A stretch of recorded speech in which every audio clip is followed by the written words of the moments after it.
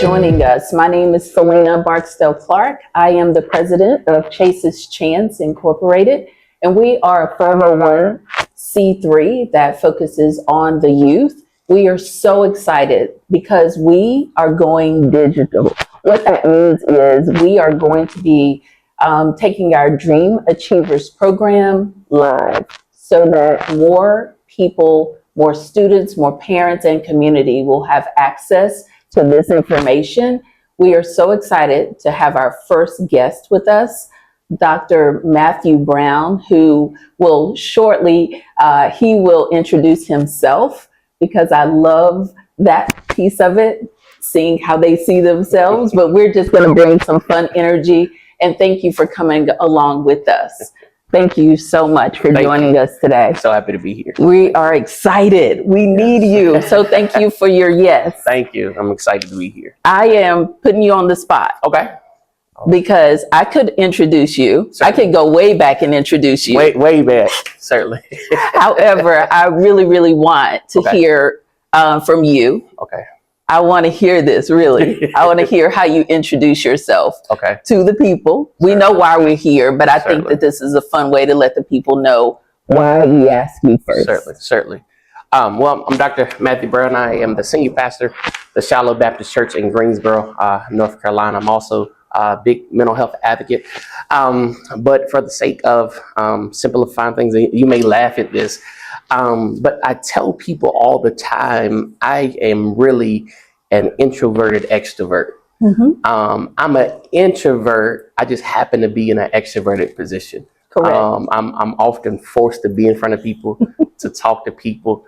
But honestly, there's nobody's company I enjoy more than my own. So I love being an introvert. I'm just often forced into extroverted positions, if that makes sense.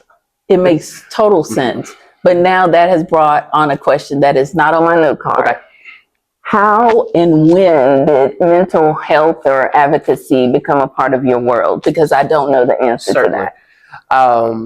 When I, my bachelor's degree is in psychology. And when I finished that degree, I was looking what avenues I want to get into. Mm-hmm. And position came open at the local community services board. Mm-hmm. But one of the things that I think launched me into really caring about mental health is once I got in that job, I discovered that there are not a lot of African American males in that field. And so really that's what drove me. Mm-hmm. I remember very vividly walking into an elementary school dressed similar like this, and they wanted to know what NBA team I played for. Was I a professional athlete? And while I laughed at that, it bothered me a little bit as well, because I'm thinking, are you all not used to seeing African-American males who dress nice? Or just because an African-American male dresses nice does not mean they're a professional athlete. Mm-hmm. And so I think it was from that moment that I really strived to be pushed more into being more engaged in extroverted roles, and being more visible in the community. I began to realize that it's our African-American communities are suffering mentally, and it's a conversation that we do not like to have because of the stigma that's surrounding mental health. Yes. I'm remaining calm for the camera because everything you said is so true. And when I was doing some research about today and how we would bring this forward, the main thing that I wanted to jump out at after I asked you your first question was mainly about the differences between mental health and mental illness. Okay. I think that we're hearing the words, but we're not understanding. Right. But before I go there, I want to know 3 words that will describe yourself. What would they be and why? Believe it or not, one word, it would be quiet. I'll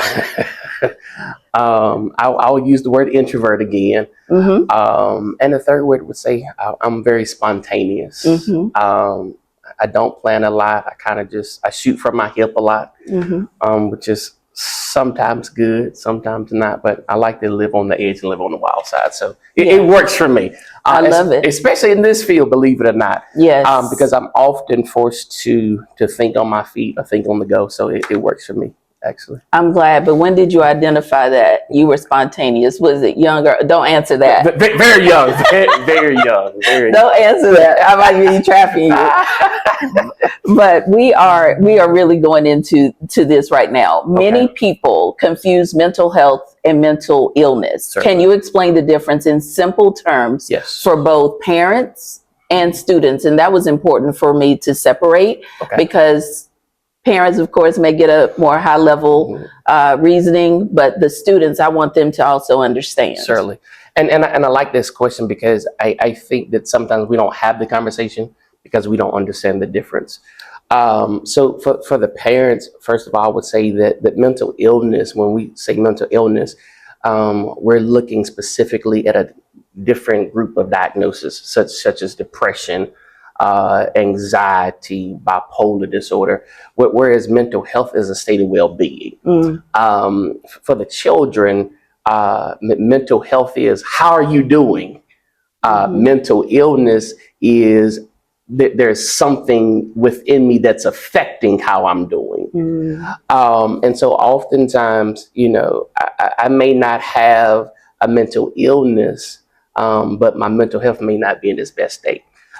Mental health affects us all. And again, I don't think we often have the conversation because we don't understand it affects us all. So again, the most simple way I can describe it again is mental health is how are you doing. Mental illness is what is in you that's affecting how you're doing as a person. Because again, everyday life, even these times that we're living in now, can affect our overall mental health. Mental health is how we feel, how we move, how we act.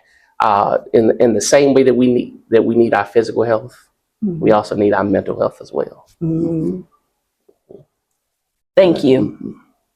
From a parent, I say thank you, but also as a community member, and and let me just say that part of our reasoning for today is we operate 365 days. Certainly. Now that does not necessarily mean we actively do something, but we receive requests, we receive inquiries, we're asked for support.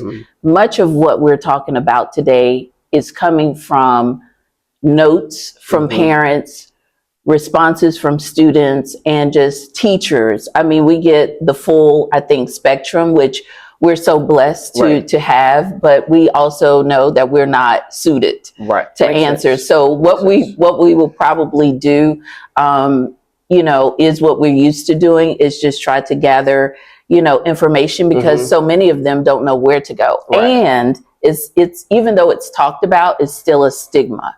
Especially in the Black community. Certainly. And people are like, you're crazy, or you're not crazy, or stop saying that. Whereas right now, as you pointed out in your response, one of the biggest things is, I think, people just recognizing the difference and saying, wait a minute, we do have an issue, and it is okay. So now how do we address it? If I can interject, yes, please. You mentioned the word crazy. So one of the things that I often do when I do mental health trainings is actually do this activity, and I have people throw out some of these stigmatizing languages that we use, such as crazy. Elevator doesn't go all the way up to the top, and I'd have them write those terms down, then have them ball them up and throw them away, because we have to get away from using those stigmatizing languages, because we have to start looking at mental health challenges the same way we look at physical challenges. For example, if someone has cancer, we're not going to label them saying, well, he or she has cancer. We just say they're sick. We don't label someone that's a diabetic. They just have a physical condition. It's the same thing when it comes to persons with mental health challenges. It's just a condition that they have. And so it is my prayer, my belief, that the same energy and effort we put into persons that have heart conditions or dementia, I really hope we can get to the day where we put the same energy and effort to persons that are struggling mentally on a daily basis. Thank you. Mm-hmm. I know I'm doing the interview, but I'm processing Gotcha, sir. what you're saying, because it's so important that, I again understand it from a parent's perspective, but also from just being involved in our nonprofit and ways to really support parents. Certainly, so certainly. Thank you for that. Which brings us to our next thing. Thank you. No problem. What are some practical ways parents can support mental wellness of their children, both at home and in school? Mm-hmm. So if you asked me this question 4 years ago, the answer would have been different versus now being the father of a 4-year-old girl. Mm-hmm. I think we, first of all, in the home, we have to make sure that our homes are a safe space. Mm-hmm. Because our children are dealing with so much in the school systems. And the reality is, as parents, we always see our children as the apple of our eye, and we know they're one way. But the reality is, when they are away from us, sometimes our sweet little Susies are not as sweet in that environment. Correct. Let's keep it real, since we're keeping it real. Yeah. And so we have to create a safe space, because we don't always know what's going on at school. And so we have to make sure that they're in a safe space, and really being in this mental health field and meeting with young people one-on-one. The tragedy is, however, is that there are some students that the home is such a dangerous space for them that they would rather be at school than to be at home, because the home environment is not safe. They may or may not get a meal at home. There's domestic violence in the home. And that affects a young person's mental well-being. And so we have to make sure that the home is a safe space, and that safe space can include creating boundaries, going to bed on time, limiting technology time. Can you say that one more time? Right. No. So I'll say this, and I'm not looking from anything from Disney, but I'm a Toy Story fan. Right. I have grace watching Toy Story. I'm a Toy Story fanatic. The Toy Story 5 is coming out in June of 26, and I find it interesting that when you watch the preview of the new Toy Story movie, the antagonist or the enemy in the new movie is not another toy. It's not a Toy Story, but the enemy in the new movie next year is a tablet. And that's interesting, because I think of how glued our children are to tablets and to phones and to iPads. And while technology is great, those things often pull children away from having conversations with parents and being engaged to what's going on in the home and in the school. And when we talk about creating a safe space in the school, parents have to have a good relationship with teachers. They have to know what's going on. One of the things that plagues me is when parents sometimes complain about what's going on in school. Then my question is, well, did you go to the PTO meetings? Did you go to the school board meetings? We often wait till something happens to complain, but we have to be proactive. We absolutely have to be proactive. And it's interesting you say that about Toy Story, because now they need to come out with the same model, but for adults. Right, certainly. Because I have to catch myself. I'm the same Literally, way. I will tell Landon while I'm on my phone to put his phone down. I'm the same way. Okay. Same way. So you checked me just then, and I recognize that. And we become used to it. So typically during the week, I wear an Apple Watch. On the weekend, I wear a regular watch. But it's so crazy. Even when I don't have my Apple Watch, I feel my wrist vibrating. Wow. Because we get so accustomed to technology and having it right in our hands. We really do. So you checked me on that, and I appreciate it. And it's a huge. We had the honor of seeing a guest speaker who I won't say his name, but he was at a face-to-face at Wake Forest, and he literally blew my mind when he explained to us that he understood quickly that the producers, makers, originators of these very things don't even allow their kids to use the devices that they've created. They do not use the phones, the tablets, and so it's interesting to me that we bring in, it's a whole, that's going to be our part 2 session. I got you. So this is good because it leads us, into our next question, which is how can parents identify early signs that their child might need professional mental health support? But then I got a part B to that, but I want to hear you answer this first. So if I can, when I address signs, I also want to throw in symptoms in there as well. Because I think it's important to not only recognize signs but symptoms as well. A sign is something that as parents we see. A symptom is something that our child will express how they're feeling. As parents, most parents know how our child thinks, know how our child moves. And even I'm learning now, I see some things from my daughter that my mom fussed at me about when I was little. And so I know it. Matter of fact, just this morning, she put out a mark and she was coloring and she kind of looked at me. I said, don't even think about it. She was about to draw on my leg. And she looked at me as if, how you know what I was about to do? I'm like, because I used to do those same things. And so as parents, we have to look for our child's behavior. And again, it goes back to creating that safe space, because if we create that safe space, then we learn our children's behaviors. And so when we learn our children's behavior, a warning sign that there may be mental health challenges going on is when there's a drastic change in their behavior. Are they all of a sudden not talking about friends? Are they wanting to withdraw from activities? And also we have to understand the difference between are they growing up and maturing, or is it a mental health challenge? But because as children grow older, they do get to a point in a place where they don't want to hang out with mom and dad no more. That they're growing up, they want to hang out with their friends. That's normal.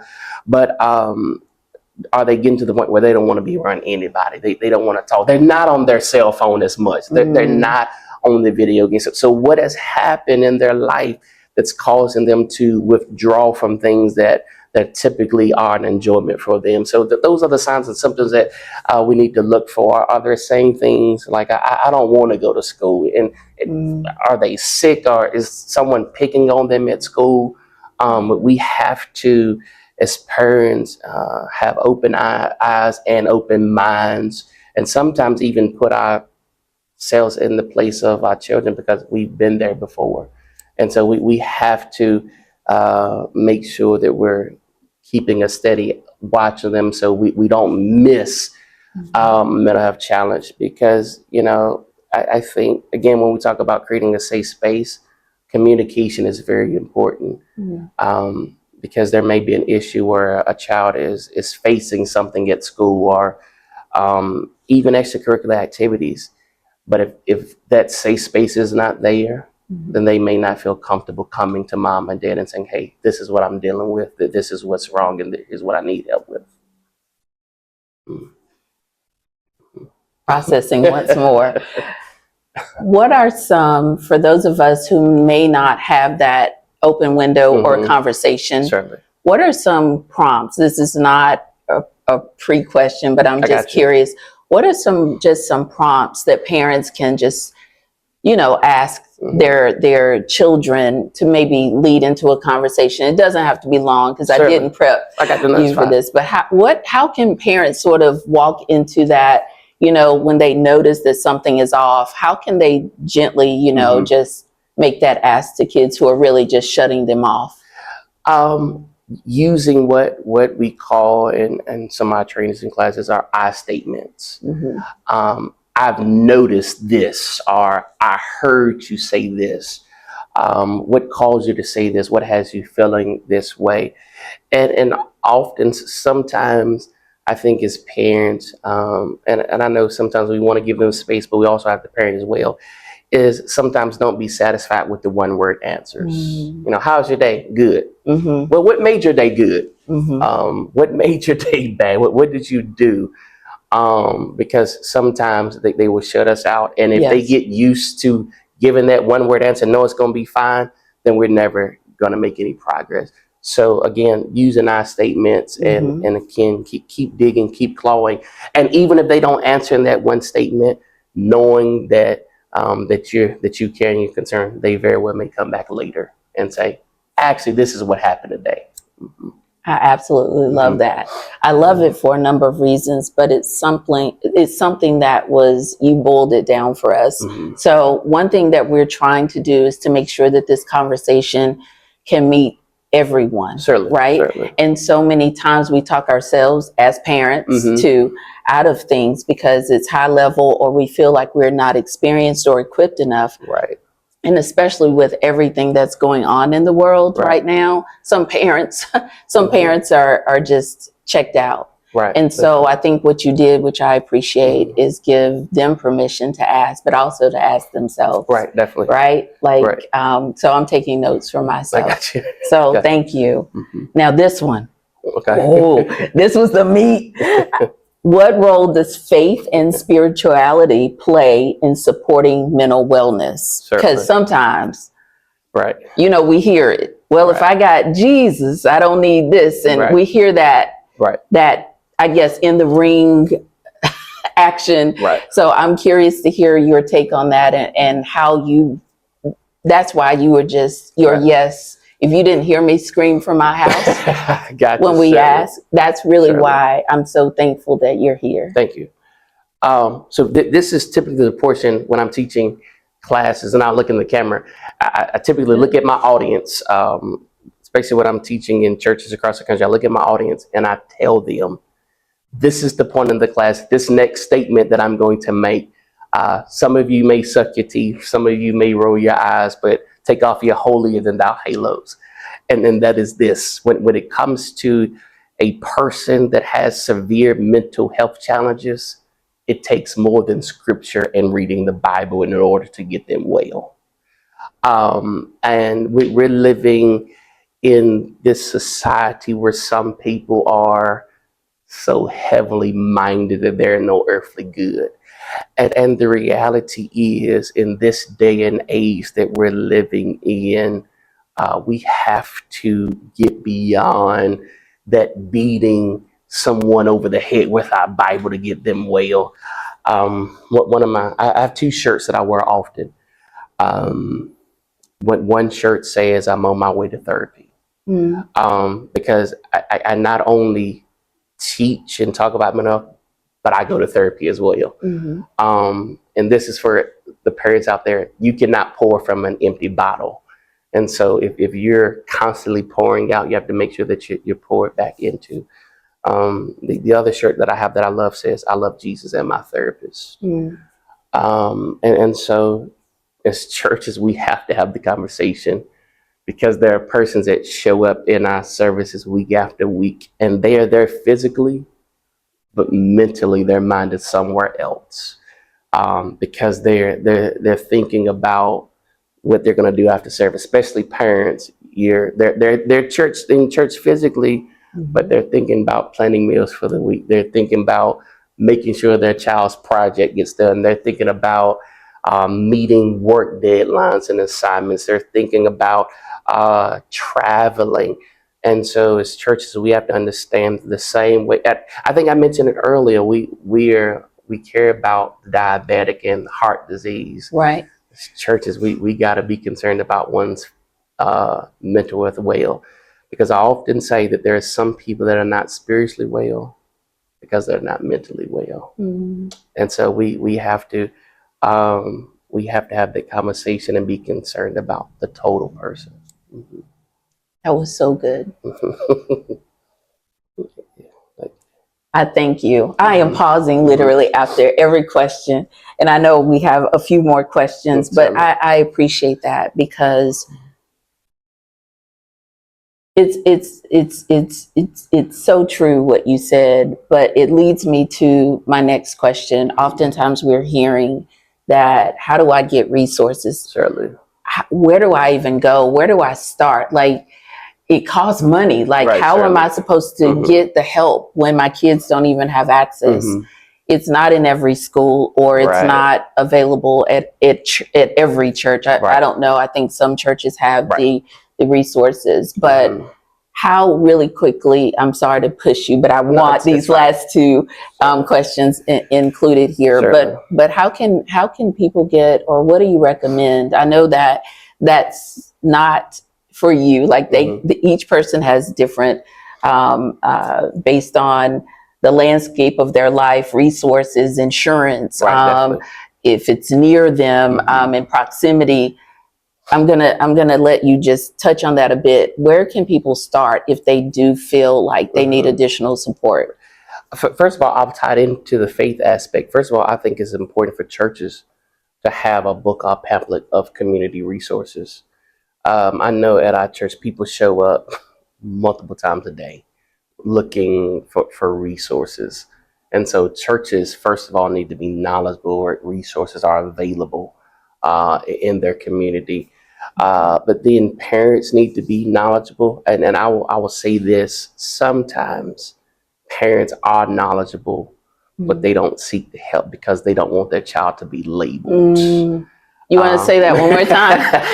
Wait a minute. That's our thing. Wait, one more time. Say that part again. Parents sometimes feel that their kids will be labeled, or they think that their child, something's wrong with them. But as I said earlier, I think I shared it with someone earlier, that having a mental health challenge is not a character flaw. And so parents have to know that there are resources available, but we have to be able to use them.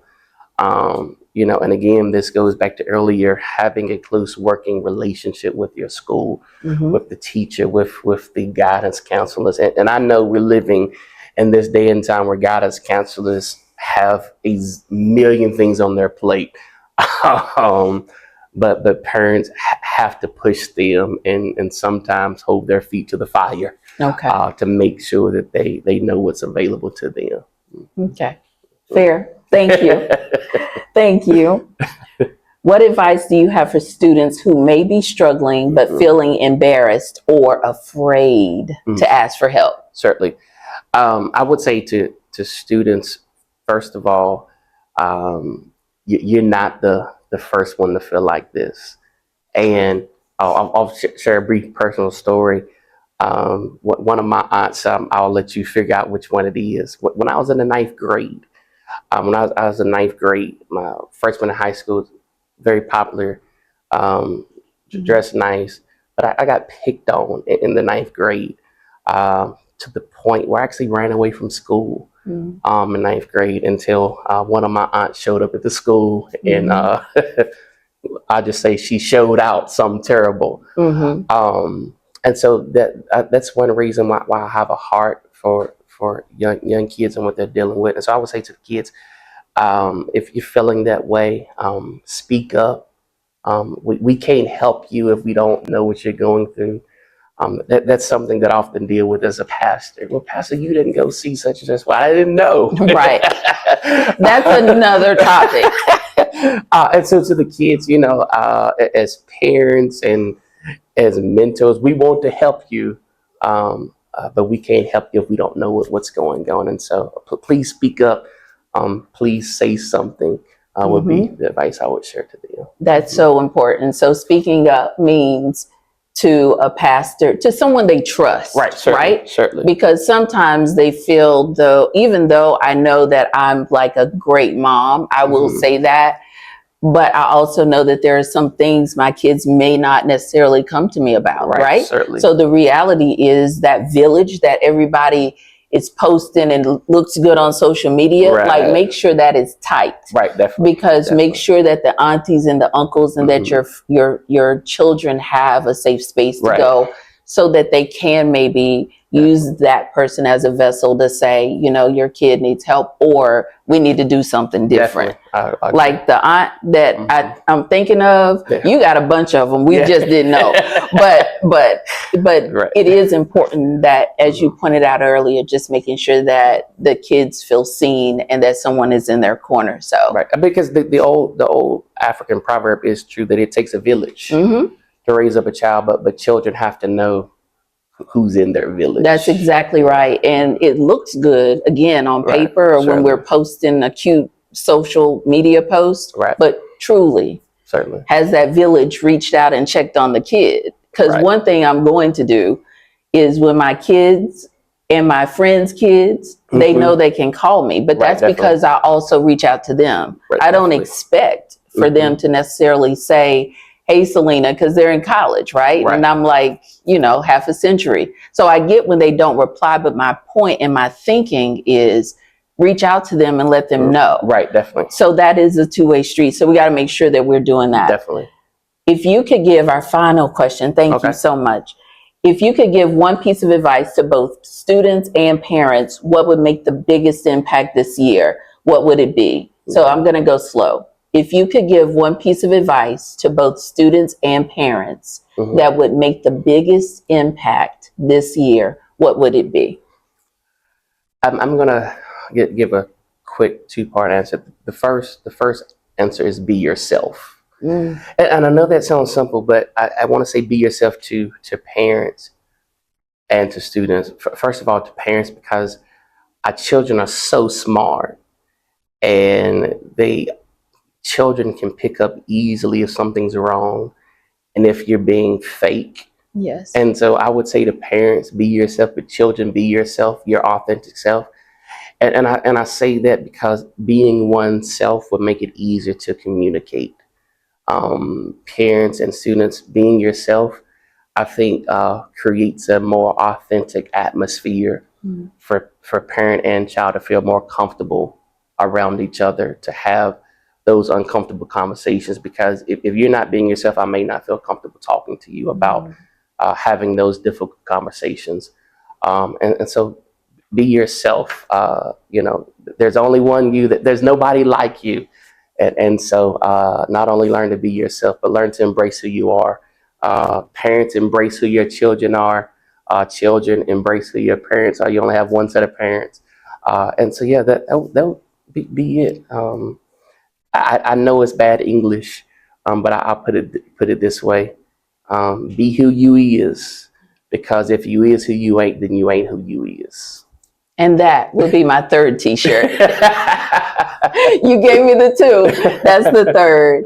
I thank you. Thank you. Thank you so much. From the top to the bottom of my heart. Thank you. I think Enjoyed that this conversation is necessary. I hope it will not be our last, but it will lead, I hope, into homes and families and communities that allow them to hopefully get the resources they need. Certainly. So that was the whole point, and I think you knocked it out of the park, and I thank you. We thank you. Thank you. Happy to be a part. Thank you. Thank you. Thank you. That's it. Hello, and thank you for watching. I appreciate your time. Make sure that you like, comment if you'd like, and subscribe. Follow us on Chase's Chance, both on Instagram and Facebook, and donate. Thank you.